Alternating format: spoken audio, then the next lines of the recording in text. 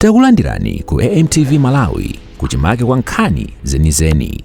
Ngati nkhani imeneyo kuno kulibe, dziwani kuti nkhani imeneyo ndi yabodza. Mtima osafuna kunyoza ndi kubwezera. Chachitatu tikumpatsa Mulungu ulemu wake, pompatsa chakwera nzeru kuti mwina atipatsa chitetezo. Ukudziwa iwe dziko linolo kuti anthu acha abino amaphedwa. Every month timamva kuti anthu acha abino aphedwa. Mulamulo wapita uja anaphedwa anthu acha abino oposa 189. Koma mulamulo wachakwera sisi kuchitikanso ayi. Nzeru zimenezozo ndi zimene tikufuna. Ku Malawi Congress Party mukuona kuti ikhala kampeni yotani? Si kuvuta ndi mene? Ayi, koditu malonda amavuta akakhala kuti malonda ongoipa. Tomato wabwino pansika sumachita kumanchemerera kuti tomato umangomwika potolo panthu kumamuona yoka. Anthu akuti zachuma zinakuvutani inde zitukukomwa panga koma ukhanga zachumazi makobida ndu nthumba. Ukhanga mbali imene inakuvuta. Pambali pakuti makobidi nthumba koma kuti economy yonse ya dziko kuti zibwina zinthu zitsike mtengo zimenezo zavutadi. Kuvuta kumeneku kwabwera pa zifukwa zimene Amalawi iwo akuzidziwa komanso tikumafotokozera. Choyamba mudziwe kuti chuma cha dziko chimakhala chopatsirana ndi mayiko ena. Timakhala modalirana ngati dziko ndi dziko linzake ni mayiko anzake. Ndiye kuti pamene tinangoti chuma cha dziko lapansi chakhudzidwa ndi cyclone Fred, ndiye kuti dziko lonse la Malawi, dziko lonse lapansi linakhudzika. Kunali kovuta kuti dziko chuma chizipita patsogolo. Tinabwerera mbuyo. China chachiwiri choti mudziwe kuti tikamati kuti nkhondo ndi zina zimayambitsa zinthu zosiyanasiyana. Mwachitsanzo ife kuno timauza Malawi anthu akamati ya nkhondo ya ku Russia ndi ya ku Ukraine sakukhudzeni timati zikomo kwambiri pati mwayankhula koma tikuuzeni pamene matikhudzira. Federeza watu wambiri amene timamtenga mbuyomo timamtenga kumene koko kumene kuli nkhondoko. Tsono ngati mmene timalonjeza Malawi kuti Federeza zakhala otsika mtengo kunalibe nkhondo. Tsono nkhondo yabwera Federeza uja wasowa mfake Federeza wakwera chani wakwera mtengo. Ndeti kamauza Malawi kuti yayi nkhondozi zimene zapangitsa kuti Federeza akwere mtengo anthu azimvetsetsa chifukwa Federezayo sitimampanga ku Malawi kuno timachita kumtenga kumene kuli nkhondoko. Nde tifuna kungwauza Malawi kuti economy ya dziko la Malawi yavuta facha zinthu timati external factors, zinthu zimene zachitika mayiko ena zimene zapangitsanso kuti zitikhudze kuno ku Malawi komanso zimene zachitika mdziko lomwe lino. Mwachitsanzo cyclone Fred amene anapha anthu over 1000 anaononga ma school block, anaononga misewu, anaononga ma bridge. Ndiye kuti boma ngati tinali mapulani otipanga izi timayenera kusiya kaye kupita kasamala anzathu achana anakhudzidwa ndi ngozi yacha. Ndiye chifukwa cha zimene zozo ndiye kuti mmakhati mwabwerera mbuyo chuma chanu chimene mati muchigwiritse ntchito popititsa kwina kwake mmachipititsa kumene kuchako. Pa chifukwa chimenechi economy imakhala kuti it's affected or progress rather imakhala kuti it's affected.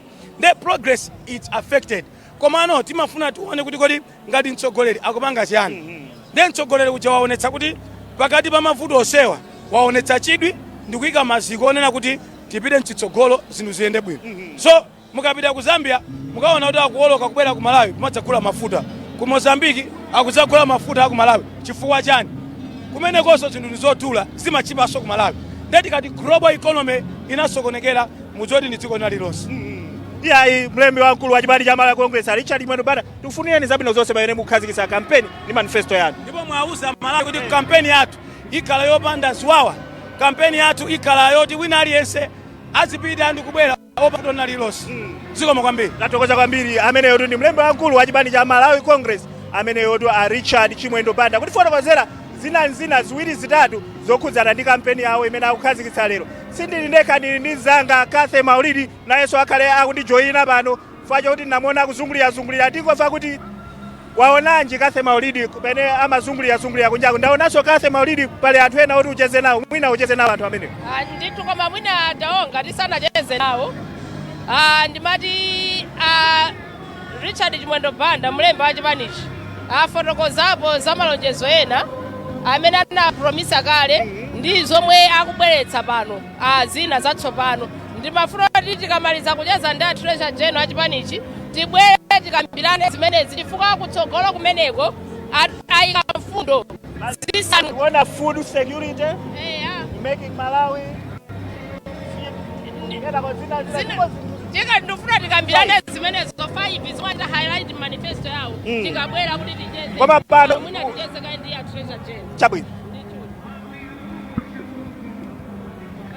Chabwino takulandirani Treasurer General ku chipaniko.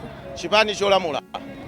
Chipani cholamula. Musipitiriza chipani. Chipani cholamula. Yes, chabwino chakulandirani ndithu choyamba mwina tingopita kaye straight to the point tikaona mwambo waukulu tukwa basi komanso anthu ayenda kuchoka m'madera osiyanasiyana tinaona mamawa momwe anthu analili kuchoka m'madera osiyanasiyana mu Lilongwe munena Southside Lilongwe zimenezi ndalama mwazitenga kuti kuchipani tikakamba za chipani cha Congress Party amalawi amve kuti chipani cha Congress Party ndi chokhazikika chili ndi ma systems m'malo mwake ndalama zoyendetsera mwambo uno zachoka mwa eni chipani amene mukuwaonawa chipani cha Congress Party sichipempha ndalama kuboma chipani cha Congress Party sichitenga ndalama mabungwe kapena tinene kuti ma department aboma koma chimatenga ndalama zake mmamembala ake amene amachitsatira kuchoka kale lija Malawi Congress Party inakhazikitsa system kuti thumba lake aziyikamo ndalama zonena kuti zachoka mmamembala achipani kuteko onsewa mukuwaonawa amasonkha ndithu chipani cha Malawi Congress Party kuti ntchito zake za chipani ziziyenda bwino koma ndali ku chipani kula anthu olemeratu kwa basi chifukwa ndikungolingalira convention chabe you spent over $1 billion mwambo omwe lili kuno si ndalama zamasewera kuti bwalo lino lidzadza chonchi komanso zokonzekera zomwe zachitika kuno anthu kumasonkha ndithu anthu olemeratu mchipani tisanene kuti mchipani muli anthu olemera kwambiri tisanene choncho koma mchipani cha Malawi Congress Party muli gulu muli anthu ambiri kusonkha pang'ono anthu ambiri amabweretsa ndalama zambiri pamene mtizipani chifukwa kunja kuno kuli tizipani tina chifukwa kulibe chipani ngati cha Malawi Congress Party ngakhale membership ya Malawi Congress Party ndi yayikulu kwambiri ndi mamembala aja akasonkha nkubweretsa pamodzi ntchito zake ndi zomwe mukuzitani kodi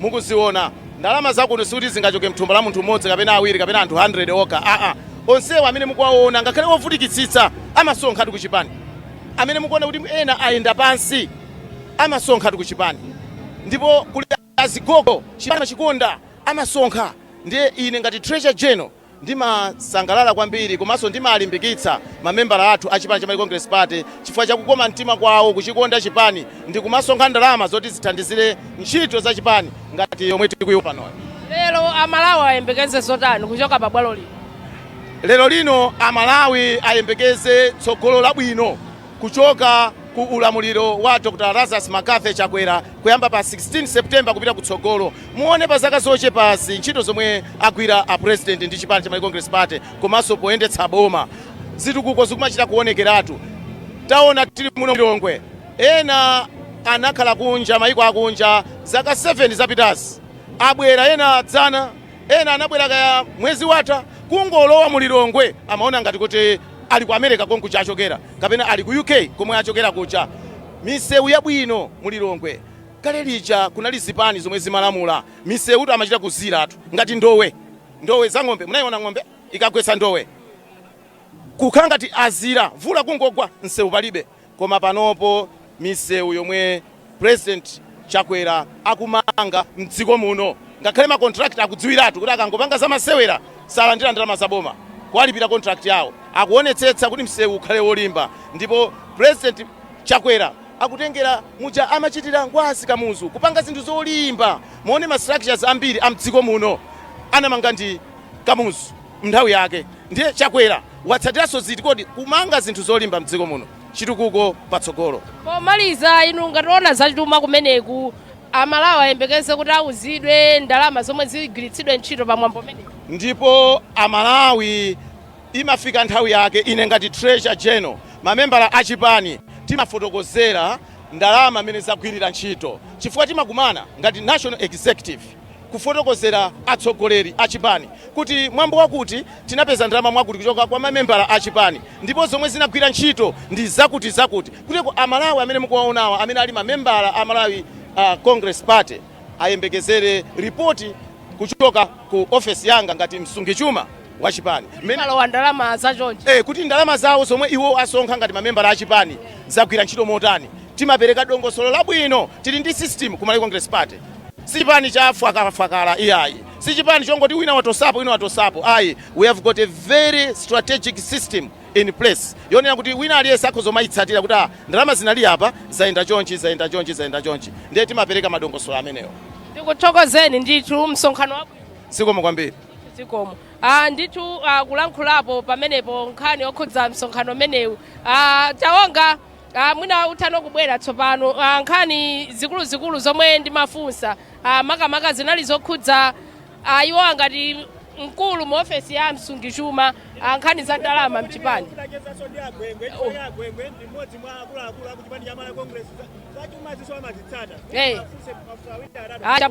Chabwino ndithu takulandirani honorable Sosten. Zikomo kwambiri. Ndimva ngati munthu amabweranso parliament itu chaka chomwe chino tisana parliament mpaka tsiku limene athetsa sungane letu kuti kodi tibwererako kapena sitibwererako. Chili chonse chitha kuchitika. Chifukwa kunjako amalawi ambiri kuti fetu tikudandaula sitikavota mwina ntchito tikagwirira kwina ndi akuletsa zovotazi ndiye tikhulupirira kuti phungu ku nyumba ya malamulo muchitapo kanthu chifukwa ngakhalenso ife atola nkhani mwina sitingazagwire ntchito kumalo komwe tikuyenera kukavota kuzapezeka tiponya kwina kupezeka kuti anthu sakavota ochuluka ndithu ndiye tikhulupirira kuti mwina phungu athu muchitapo kanthu timubwerere ku parliament. Zoona nambala imeneyi ndi anthu osachepera 50,000 ndipo ndi ambiri pa chisankho ndipo tili ndi chikhulupiriro kuti aphungu tichita zoyenera kuchita kuti aliyense ufulu wake okasankha munthu wa kumtima kwake uzagwire ntchito pa 16 September ndipo chikhulupiriro cha ine ndichonena kuti parliament igwira ntchito imene amalawi anayituma. Lero ndi tsiku lalikulu bwanji ku chipani cha Malawi Congress tamva kuti koseku waphungu munauzidwa kuti aliyensetu anthu ake akakhaleko kumeneko mnanu mwabweretsano. Nkhani ya ndale ndiyoonetsa kuti m'midzimo muli ma structures ndipo muli anthu achipani chifukwa chipani simangotolerana kamudzi kamodzi chipani chizikhala cha dziko lonse ndipo ife tinanena kuti aliyense pang'ono aonetse mphamvu za chipani m'madera mwawo ku midzi kwawo. Nchifukwa cha lero mukuona kuti anthu amene ali muno si akadera kamodzi chabe koma apo motsogozedwa ndi atsogoleri a chipani m'madera mwawo kuonesa mphamvu za chipani ma structures madera amene tonse tikuchokera kuti pa 16 September umodzi umene tauonetsa lero kuno ku stadium kukhoma stadium yayikulu ngati inoyi tizaonetsanso umodzi umenewo aliyense kwawo pa 16 September koma kuvota tikuvotera president wathu Dr. Lazarus Chakwera munthu mmodzi. Tikutanthauzanji tsiku limeneli maka pa 16 September chaka chino likupereka uthenga otani tsiku limeneli msonkhano? Uthenga waukulu ndionena kuti amalawi ndiwokondwera amalawi ndiwokhutitsidwa kuti mmene Dr. Lazarus Makafe Chakwera wayendetsera zaka zake 5 izizi akuyenera kuti timpatsenso zaka zina 5 kwa wayika maziko abwino kupatulako zonse zimene wakumana nazo mikwingwirima yosiyana chitukuko chikuoneka pena palipose mdziko muno maganizo ake otenga CDF kuti ikwere athandiziranso kwambiri kuti amalawi alandire chitukuko m'midzi osangoti m'matawuni mokha inu mukudziwa kuti m'makhanso pafupi monse ntchito za mtengatenga ntchito za misewu zapita patsogolo osangoti Lilongwe yokha koma mukapitenso municipalities ena ndi wena komanso makhanso ena ndi wena akuzani kuti ndalama zinaperekedwa kuti zithandizire kutukulako ntchito zosiyana ku umoyo ku maphunziro komanso ku misewu ndi zina zimene amalawi achitira umboni ndi maso awo. Mota Chakwera ayendetsa dziko bwino zaka zisanu zimenezi ikupangitsa amalawi kuti kukavoteranso ndipo ineyo chikhulupiriro cha ine ndichoti amalawi amatha kuona pawokha kana kuti Achakwera anthu adanawo kukhosipoti sangawavoterenso mukadaona kuti ngakhale mabweredwe awo anthu akana makhala onyinyirika koma kulikonse kumene Dr. Lazarus Makafe Chakwera anthu akumutsatira kwambiri chifukwa akayerekeza makandidate wonse amene alipo nkuwauza kuti asankhani munthu amene mungayikepo chikhulupiriro chake kuti ayitengera Malawi patsogolo sakuonekanso wina kupatulako Dr. Lazarus Makafe Chakwera nchifukwa chache anthu akuona kuti mavuto a Malawi ndi ambiri koma tikatengera pa utsogoleri ndi anthu onse amene akuyimira kuti tisankhepo ndani apopo mpikisano palibe chifukwa Dr. Lazarus Makafe Chakwera ndi amalawi yake chikhulupiriro chake pa iye. Athokoza kwa basi. Zikomo kwambiri. Ndithudi tikhalenso tikucheza apa ndi mneneri wa chipani chimenechi cha Malawi Congress Jessie Kabwela. Tikulandireni akabwira kaya iniyo mutilandire ife pano sindikudziwa. Iyayi ife tikulandireni ifika mafika pamudzi pa kwacha boma ndi lomweli ndipo sitikusintha ndiye tikulandireni. Malawi chaka chino pa 16 September mukuona kuti Achakwera apatsa zifukwa zokwanira kuti akavoterenso? Mungoyang'ana stadium umene ilili zifukwa zake ndi zimenezi ndi ubwino wake amene tikuvutika kupikisana nawo anena okha kuti anthu awo sanalembetse kutanthauza kuti amene analembetsa kutipatsa ife nde amalawi chifukwa choyamba ndimene anenera anzathuwa akukanani anakuzaso kuti musalembetse kutanthauza kuti amene talembetsawo kavotereni amene anakumemani kuti mukalembetse ndipo amene anakuitanani ndi Malawi Congress Party amene anakuitanani kuti tiye ndikavote ndi achakwera mukamati zifukwa apatsidwa chifukwa choyamba ndi chakuti uyu ndi president yokhayo amene ngakhale kunali covid ngakhale tinapeza ngongole za nkhaninkhani ngakhale kunali kolera even though tinakumana ndi macyclone watulutsa misewu yake osati kungogawa pakasiya kapena pa Central Region koma mupite ku Eastern akuchiona chitiko cha misewu pitani ku South pitani ku North tikati tichoke pa misewu ndi yemweyo watha kumaliza cancer center ndikuyankhula pano Malawi sadzachoka kuti wamwalira ifa choti analephera kuthandizidwa chifukwa cha cancer zidayamba idzi mbuyomo koma zimasowa woti adzimalizitse chifukwa china chimene Amalawi pa 16 September musakaphonyetse chakuti mtsogoleri uyu wamanga mudzi ngakhale kuli mavuto ndi president yekhayo oti ngakhale kugenda convoy amati ayi musabweze ngakhale kutukwanika amati tonse ndife amodzi pamene mbuyomu timamva maboma ena in particular ya DPP akuchilonera kuti anthu akumpoto alibe ntchito anthu akumpoto they don't amount to anything titha kutenga boma opanda iwo achakwera akuti aliyense ndi Malawi ngati kukubwera njala aliyense agawiridwe chimanga ngati upanga ulimi wonthirire aliyense aupeza ngati tili ndi nifi ifikire wina aliyense the only leader amene nifi ikumabwezedwa sikudyedwa ngati makaka zimene zimachitika mbuyomu ife tikuti tikufuna mtsogoleri uyu apitirize fund amene abwezeretsa maphunziro m'malo mwake ndikati ndiyang'ane ku nduna wanga muchita kumva kuti president aneneratu ma fake degrees out mumange quality institution ena nkachitira kamuzu lero anthu ayamba atipatsa the respect that we are called mbuyomu anthu amaopa kuti civil service ibwerere mmoyo Chakwera is the only one who was brave enough kuika Malawi School of Government as I'm talking civil service yayamba ubwerera mchimake my induction courses abwerera 15 years anthu amaopa kuitsegula school manager akabwira ndimafuna atingonako mfundo zisanu zomwe mwatulutsa ngati Chakwera 2025 mfundo zisanu zomwe mwatulutsa manifesto yanu ya chaka chino apo ayika ndithu kuti food security making Malawi feed aina kulima wena kupasiko koma I think uthenga wamveka apo pali job creation jobs for all apo pali wealth creation multiplying ichani koma kupasiko I think uthenga be wamveka apo pali governance reforms rebooting the system apo pali public service delivery tikaona mfundo zisanu zimene mwatulutsa ngati Chakwera 2025 zachisankho cha chaka chino sizikusiyana kwambiri ndi mfundo zomwe munatulutsa 2018 momwe makhazikitsa manifesto ya chipanichi sizikusiyanaso kwambiri ndi mfundo zomwe munaphatikizana nazo ndi UTM pa chisankho cha 2020 mu manifesto mmenemu mwayika kuti MCP tinachita izi koma mwina sitinafikirepo nde we still need to do more pa zomwezo kapena ndi nkhani yonena kuti muliso mfundo zina zatsopano koma ngati muli mfundo zina zatsopano zikulu sizidachidwe highlight apo ndifuna ndikuyamikeni ndimafuna ndikuyamikeni kuti mwaona kufanana kwa ma issues then ndifuna ndikukumbutseni kuti success kapena kupanga zinthu za nzeru kuthandiza Malawi is not only built in newness. As a sitting government, we are duty bound to show that timapanga operate from a script and we want to scale up that script. Chimene tikufuna ifeyo is to scale up those 5. It doesn't mean kuti ibe zinthu zili new. In fact, when you look, for example, pankani ya job security or even job creation, muona kuti high five ilimo muja, muona kuti zimene tinkafuna panga za mega farms zili muti. Koma zimene tapanga pano is how do we scale that up? So to scale up does not necessarily mean that you have to bring something completely different. No. Success does not reside in newness only.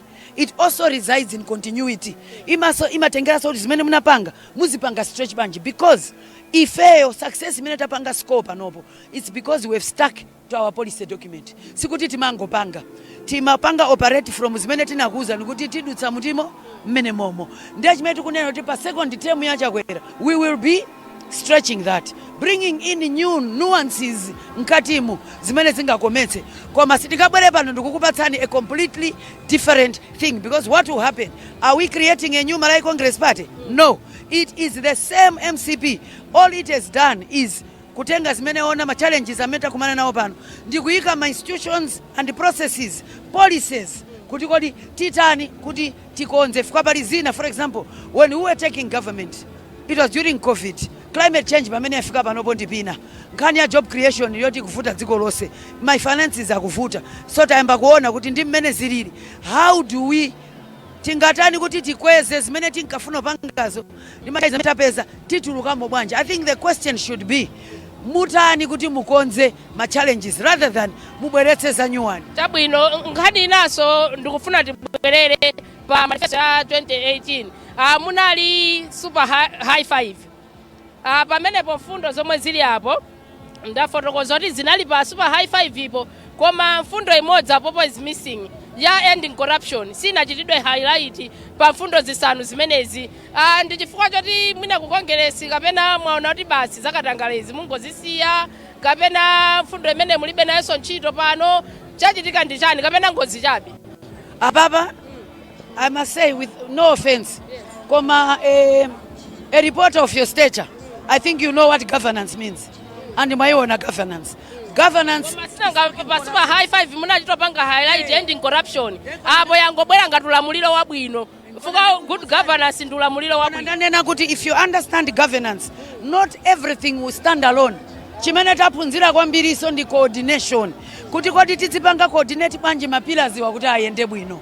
So when you say tinena kuiona payoka, I want to tell you this will be an unmanageable manifesto. But a lot of the things are embedded in these issues. I think what you need to do is look at us unveil, then you can start pointing fingers. But if you talk about corruption, it is first and foremost a governance issue. And governance is a whole pillar which really embeds, and in I'm part of the manifesto team. I know the corruption issue is religiously aligned on how do we even tachirofika poyika mu curriculum. Kuti even curriculum ya ku school ana adzidziwa kuti corruption is our enemy number one. And you must remember, our Congress, Chakwera in particular, held not only a policy conference but has continued up to this day. My pillars, I am the one chairing the women's pillar.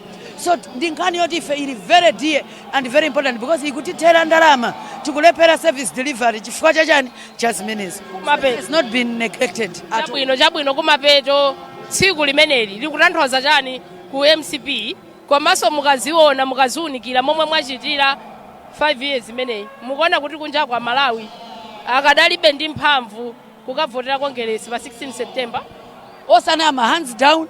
Ifeto chinthu chitawina kale ndakuzani kuti when opponent wochira kuzani kuti sitinalembetsa already even by registration akupanga concede oka. Number 2, we have things we can point to which we have done. Ali yese akuona zimene tapanga ife. So for us sizokambirana amalawi akudziwa amene wagulitsa price ya mulimi unquestionably. Amalawi akudziwa kubweretsa cancer center waimaliza ndani. Amalawi akudziwa kuti waikama 34 ma secondary schools or schools of excellence ndani. Malawians know who has rescued Anaku University, narrowed the gap between the village and the lecture room. Amalawi akudziwa instead of killing albinos ife ali ku parliament. Amalawi akudziwa kuti walemba ma promotions aziphunzitsi ndani, walemba ku health anthu ndani, amene forex yavuta, black market itavuta, kuika ndondomeko. Now we are seeing a stability ndani. So it's not a contest. In fact, I think the question shouldn't be, do you think you win? We have won this, and even opposition knows. Because when we were registering, they were busy saying, don't register. So, look, we have won this today. Nditsikula samari. Lero nditsiko titi uzane, timasulane fika maesa kuti. Titangoti tivote, mmene takhalira papa. Mwina sama iwona nkhope ya 7.2. Imenana noti ndiya ife. This is just a portion. Yathokoza kwa boma ndilo mweli. Osaiwala kupanga subscribe ku channel ya AMTV Malawi.